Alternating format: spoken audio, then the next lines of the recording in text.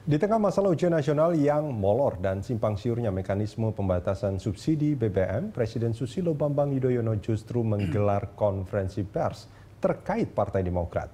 Presiden dinilai tidak memiliki skala prioritas yang tepat.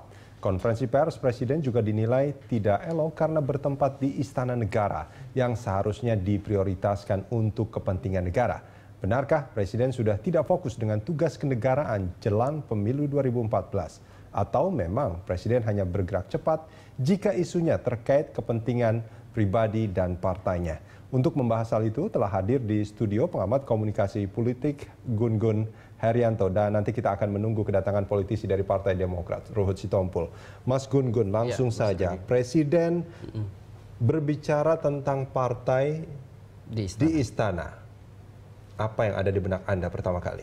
Ya, ini salah konteks, salah momentum, dan ini tentu menjadi pesan komunikasi politik yang buruk bagi publik. Ya.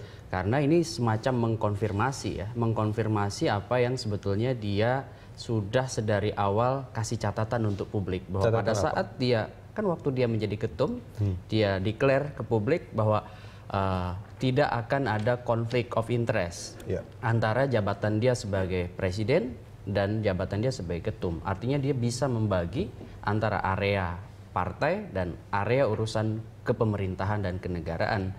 Nah, ini kan sebetulnya garis demarkasinya jelas. Dan SBY sebetulnya sedari awal ya, pada saat dia sebelum menjadi ketum, itu kan cukup memosisikan partai dan urusan pemerintahan dengan nilai distintif yang patut diapresiasi. Misalnya dia menggunakan weekend, dia menggunakan tempatnya di Cikeas.